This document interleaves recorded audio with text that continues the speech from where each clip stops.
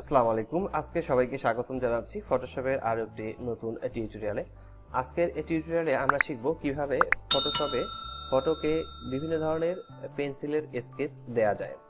আমরা স্কেচিং কিভাবে তৈরি করব সেটা আজকে এই ফটোশপ টিউটোরিয়ালে আমরা শিখছি। তো চলুন প্রথমে আমরা এই ছবিটিকে কপি করে নিই। কপি করে নেওয়ার জন্য কিবোর্ড থেকে কন্ট্রোল চেপে ধরে যে চাপ দিতে হবে, কন্ট্রোল যে চাপ দিলে এই ছবিটি একটি কপি হয়ে যাবে। তো আমরা এখান থেকে কন্ট্রোল চেপে ধরে যে চাপ দেওয়ার পর এখানে যে কপি হয়ে গেছে, কপি হয়ে যাওয়ার পর আমরা অ্যাডজাস্টমেন্ট লেয়ারে ক্লিক করব। অ্যাডজাস্টমেন্ট লেয়ারে ক্লিক করার পর এখান থেকে হিউ অ্যান্ড স্যাচুরেশন অপশনে ক্লিক করতে হবে। এখানে ক্লিক করে আমরা স্যাচুরেশন অপশনটিকে এখান থেকে আমরা -100 এ ক্লিক করে রাখবো এবং আমরা এই অ্যাডজাস্ট লেয়ারটাকে ক্লিক করে রেখে নরমাল এ ক্লিক করব। এবার এখান থেকে কালার ডক্সে ক্লিক করে নিচ্ছি। কালার ডক্সে ক্লিক করে নেওয়ার পর আমরা কন্ট্রোল চেপে ধরে আই চাপ দিয়ে দিব। কন্ট্রোল চেপে ধরে আমরা আই চাপ দিলে এই ছবিটি পুরোটাই হোয়াইট হয়ে যাবে। এখন হোয়াইট হয়ে যাওয়ার পর আমরা উপর দিকে ফিল্টার লেখা পাচ্ছি, আমরা ফিল্টারে ক্লিক করব। ফিল্টার থেকে ব্লারে ক্লিক করতে হবে। ব্লার থেকে আমরা এখান থেকে যে অপশনটি আছে তার আগে আরেকটি ছোট টিপস আছে। এই টিপসটি হচ্ছে এই ছবিটিতে লেয়ার 1 এর উপরে রাইট বাটন ক্লিক করার পর আমরা এখান থেকে কনভার্ট টু স্মার্ট অবজেক্টে ক্লিক করতে পারি। কনভার্ট টু স্মার্ট অবজেক্টে ক্লিক করব। ক্লিক করার পর এখন আমরা ফিল্টারে ক্লিক করছি ব্লার এবং নিচের দিকে এখানে ব্লারে ক্লিক করব। তো এখানে ক্লিক করার পর ছবিটি এরকম দেখাচ্ছে। আমরা শূন্য থেকে শুরু করব। শূন্য থেকে একটু একটু করে বাড়াতে থাকবো। শূন্য থেকে একটু একটু করে বাড়াতে থাকবো এবং আমি দেখব যে কোথায় ঠিক মনে হচ্ছে। যখন আমার মনে হবে যে ছবিটি এখানে ঠিক আছে, ঠিক সেই জায়গায় গিয়ে আমি ছবিটিকে রাখবো। যেমন আমার কাছে ছবিটি মনে হচ্ছে এই জায়গায় ঠিক আছে। এরপর এখান থেকে আমরা ওকে লেখাতে ক্লিক করছি।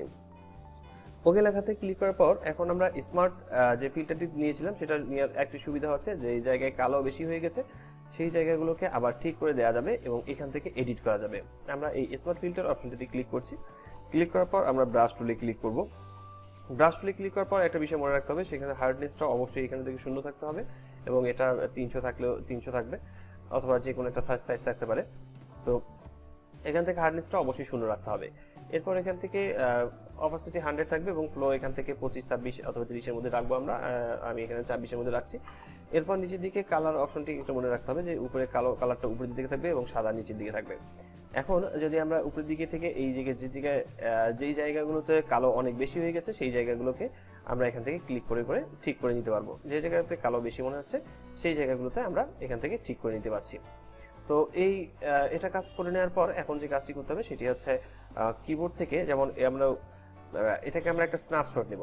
কিবোর্ড থেকে এটাকে আমরা একটা স্ন্যাপশট নিয়ে রাখবো এবং এই স্ন্যাপশটটা রাখার জন্য আমরা প্রথমে উপরের দিকে হিউ অ্যান্ড স্যাচুরেশন যে প্রথমে লেয়ারটি আছে এই লেয়ারটিতে ক্লিক করব এবং কিবোর্ড থেকে কন্ট্রোল শিফট অল্টার চেপে ধরে আমরা চাপ দেবো। তাহলে টপে একটি লেয়ার চলে আসছে এবং এই লেয়ার থেকে আমাদের যে কাজটি করতে হবে আমরা লেয়ারের উপরে ক্লিক করব এবং তারপর আবার আমাদেরকে ব্রাশ টুল সিলেক্ট করতে হবে এবং কালার এখানে যেটা আছে সেটা হচ্ছে সাদা কালার উপরের দিকে থাকবে এবং কালো কালারটি নিচের দিকে থাকবে।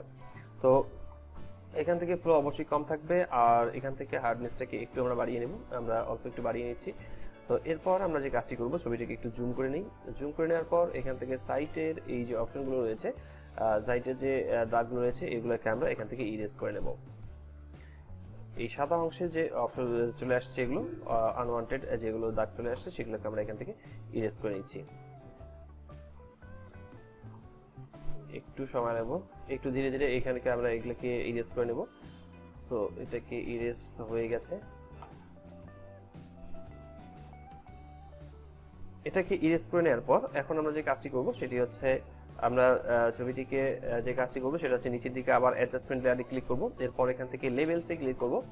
লেভেলসে ক্লিক করার পর আমরা এখান থেকে একটু উপরের দিকে বাড়িয়ে দিব। এখান থেকে আমরা বাড়িয়ে দিচ্ছি। দেওয়ার পর যে এখন আমাদের ছবিটি পুরোপুরি পেন্সিলে স্কেচ হয়ে গেছে। তো এই ছিল আজকের টিউটোরিয়ালটি। আপনাদের যদি ভালো লেগে থাকে অবশ্যই আমার চ্যানেলটিকে সাবস্ক্রাইব করবেন এবং পাশে থাকা বেল আইকনটিতে ক্লিক করবেন। তো দেখা হচ্ছে আগামী এরকম কোনো টিউটোরিয়ালে। ভালো থাকবেন, সুস্থ থাকবেন।